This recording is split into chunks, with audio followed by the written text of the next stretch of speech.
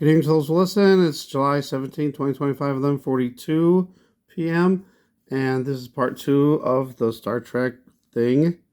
Okay, so that boundary, that line that was there was, there's partially some debris that was in the way. Debris, possibly some rocks, but there's also debris from part of the ship that they're trying to save, right? Okay, hold on. Okay, so there's a debris field that's near this line, that the line where they can't cross over into. So they have to do it in a sneaky way. But anyway, the whole thing is they can't go into this past the debris field, past that certain point, without being considered going into the Gorn's territory. And then, they would get into a war, and then, whatever. Okay. Also, just wanted to say the name of this episode is, how do you pronounce this? Hegemony. And then there's part 1 and part 2. The part 2 was the new season. But it means leadership or dominance. So it's the other species, the Gorn, that's supposedly more dominant. All right, so going back here, we got the path of, well, this is the imaginary line in Star Trek, but this is also the path of, or maybe this is what they're representing as the path of Atlas, Comet Atlas 3I, and then again, these would be each planet, Mercury, Venus, Earth, Mars, and Jupiter. I'm not sure what these other objects are, if they're other planets or whatever. I don't know. You guys let me know what you guys think. But, again, showing the path. Jesus. That's light or bright. There's the path of Comet Atlas. Now I wonder if maybe this could be inverted. So I'll have to look at this again. It's bright. But we got, all right, so this one, let's compare it real fast. Mercury, Venus, Earth, Mars, and I don't know where Jupiter is. And then over here, it's on the other side. So could it possibly be inverted? There's Mercury, Venus, Earth, Mars. Okay, so what I'm getting at is, what if Comet Atlas is coming through and it has debris with it, and as it's going through, it's affecting other planets, maybe even Earth, with the debris field. This comet is supposed to be huge, supposed to have a long tail, and it's supposed to have a lot of debris.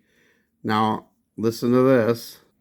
And I know a lot of people out there don't like Paul Bagley, don't like Mike from Around the World, or don't trust him.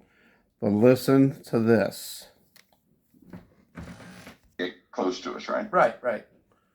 The debris may, right? The orbit, this thing is traveling. They say the tail's going to be gigantically huge. It is.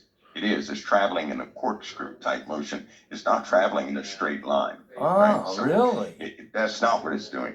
And what that reveals is most of these larger objects out there, right? They have smaller objects orbiting around them. A lot of people don't know that. They have a smaller, some sort of companion rocks, satellites around there. Moons, right.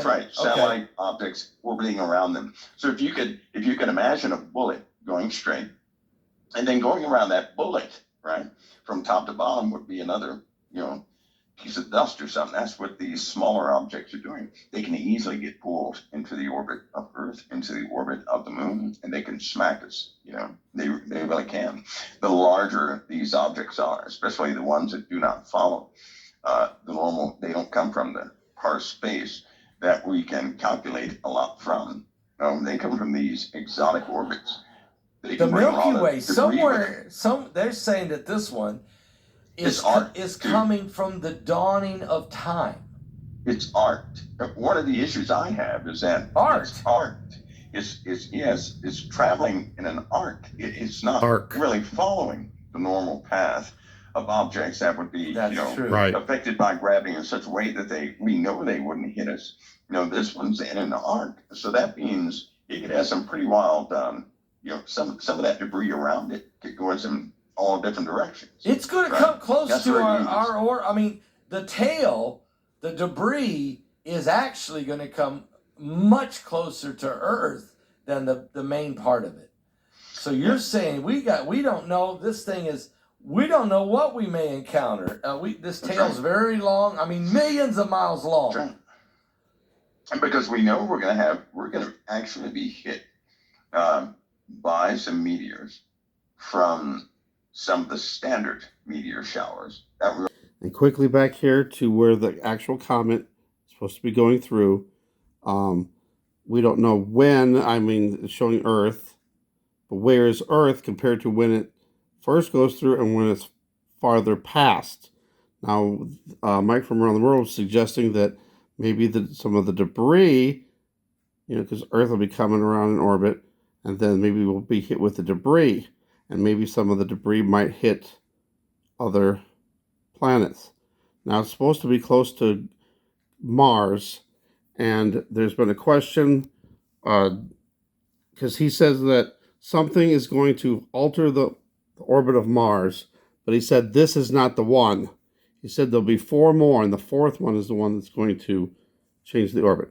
All right, so there's my theory. I don't know, but maybe this is the path of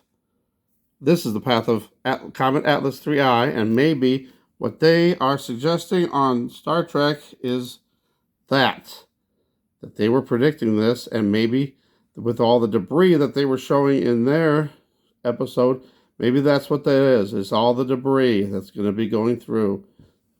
Thanks for watching. God bless.